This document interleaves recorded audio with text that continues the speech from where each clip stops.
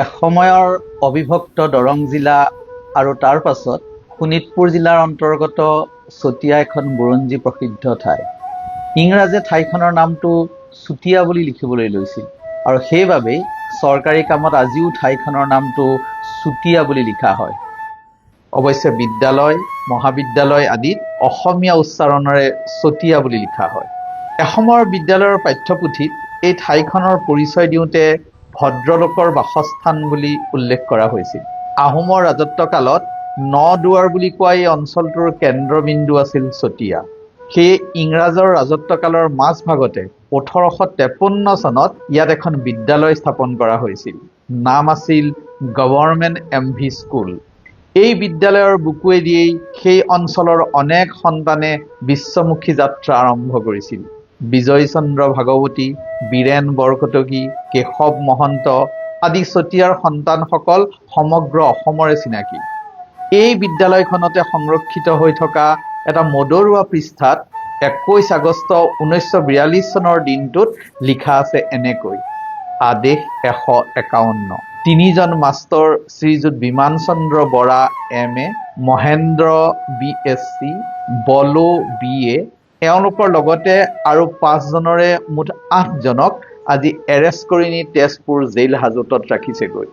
সেই সময়ৰ বিহালী হাইস্কুলৰ শিক্ষক চতিয়াৰ ডিম্বেশ্বৰ হাজৰিকা, কুলধৰ আৰু থুলেশ্বৰ হাজৰিকাৰ লগতে এৰেষ্ট হোৱা ছাত্ৰসকল আছিল ক্ৰমে দেৱেন, পোৱাল, বীৰেন, চন্দ্ৰ আৰু শ্ৰেণীধৰ।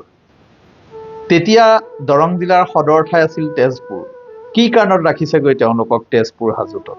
সেই মদৰুৱা পৃষ্ঠাতে সন্নিৱিষ্ট হৈছে এনেকৈ: কালি অৰ্থাৎ ইংৰাজী 20/8/42 তাৰিখে প্ৰায় 3000 মান মানুহৰ মতা মাইকী ল'ৰা ছোৱালীৰ এটা বিৰাট সমদলে প্ৰায় গোটেই চতিয়া অঞ্চলতে ৰাস্তাই ৰাস্তাই শোভাযাত্ৰা কৰে আৰু আবেলি প্ৰায় 5টা মান বজাত তেওঁলোক ঘূৰি আহি চতিয়া থানা ঘেৰাও কৰি চাৰিওফালে কেইপাকমান দি জয়ধ্বনিৰে কঁপাই তোলে।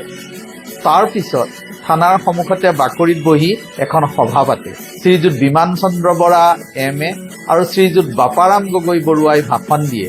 তাৰ পাছতে থানা চৌহদ ঘেৰাও কৰি তিৰংগা পুতিলে।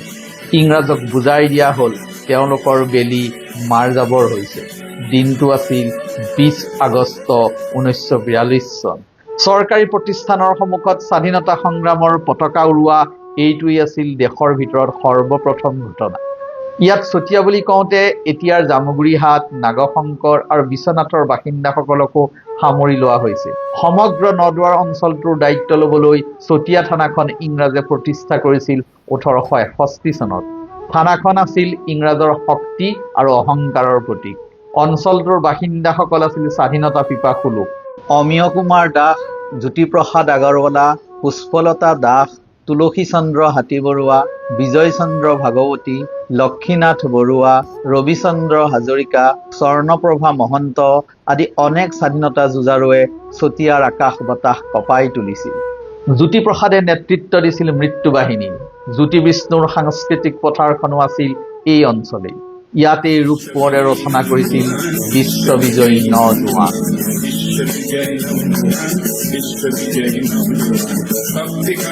তাৰ পাছত লুইতেদি বহু পানী বাগৰি গ'ল বহু পানী চতিয়াৰ মাজেদি থানাখনৰ সমীপেদি আপোন মনে বৈ থকা মৰনৈৰ বুকুৱেদিও। স্বাধীনতাৰ 78 বছৰৰ পাছত বিধায়ক পদ্ম হাজৰিকাৰ উদ্যোগত 2024 চনৰ পৰা এই বিশেষ দিনটো চতিয়া দিৱস হিচাপে পালন কৰাৰ সিদ্ধান্ত গ্ৰহণ কৰা হয়।